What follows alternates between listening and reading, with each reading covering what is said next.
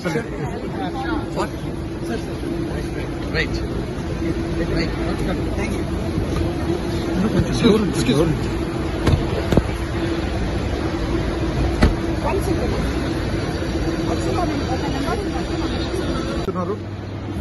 ఎక్కడి నుంచి వస్తున్నారు? అలా కాదు. One second. చెప్పండి. ఆరోపణలు మీకు తెలియదు. అంటే ఇప్పుడు మిమ్మల్ని అంటే ఒకవైపు బ్లాక్ మెయిల్ చేశారని చెప్పేసి అంటున్నారు, రేప్ కేసు కూడా పెట్టారు, ఫైనల్ గా బెయిల్ అయితే వచ్చింది కాదనట్లేదు.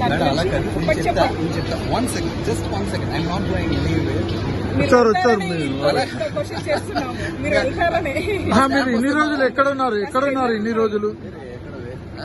ఇన్ని రోజుల చిన్న పని పని అయిపోయింది.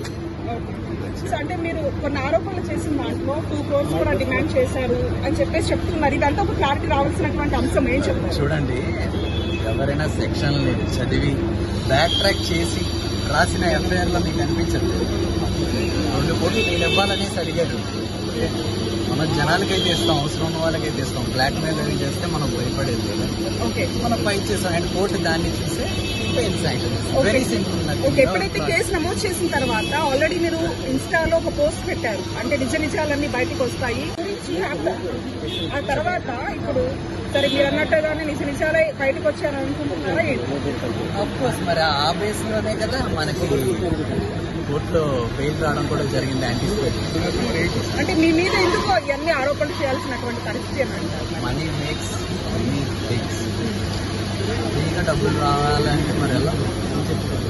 ఒక మూవీ రైట్స్ కోసం ఇదంతా జరిగిందని చెప్పేసి ఆ లేడీ ఎవరైతే ఉన్నారో బాధితురాలు ఆమె చెప్తూ ఉంది, ప్రేమ పెళ్లి పేరుతో మోసం చేశారని చెప్పేసి కూడా అంటుంది. ఏం చెప్తారు? 23 ఏళ్ళు నాకున్నప్పుడు వాళ్ళు వచ్చి కలిసారు. వాళ్ళు ఎవరో కూడా నాకు తెలియదు. మధ్యలో కొంతమంది నమ్మకమైన వ్యక్తులు ఉండడం వల్ల ఆయన తప్పడం జరిగింది.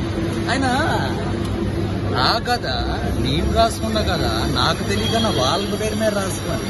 కాపీ రైట్స్ గురించి నేను అడగడం. ఫస్ట్ ఆఫ్ ఆల్ బేసిక్ గా అది సినిమా స్టార్ట్ అవ్వలేదు కదా ఇంకా.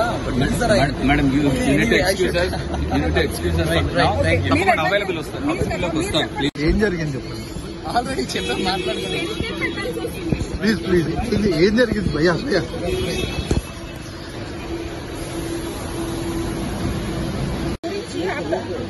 ఆ తర్వాత ఇప్పుడు సరే మీరు అన్నట్టుగానే నిజాలే బయటకు వచ్చాను అనుకుంటున్నారా? అఫ్కోర్స్ మరి ఆ బేస్ లోనే కదా మనకి కోర్టులో బెయిల్ రావడం కూడా జరిగింది. అంటే మీ మీద ఎందుకు ఇవన్నీ ఆరోపణలు చేయాల్సినటువంటి పరిస్థితి అని అంటారు? Money makes money takes. ఇంకా డబ్బులు రావాలంటే మరి ఎలా?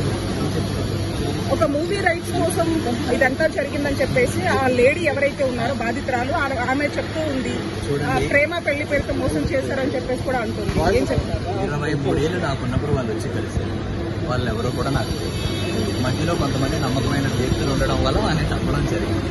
ఆయన నా కథ నేను రాసుకున్న కదా, నాకు తెలియకన్నా వాళ్ళ పేరు మీద రాసుకున్నాను. కాపీ రైట్స్ గురించి నేను అడగడం. ఫస్ట్ ఆఫ్ ఆల్ బేసిక్ గా అది సినిమా స్టార్ట్ అవ్వలేదు కదా ఇంకా.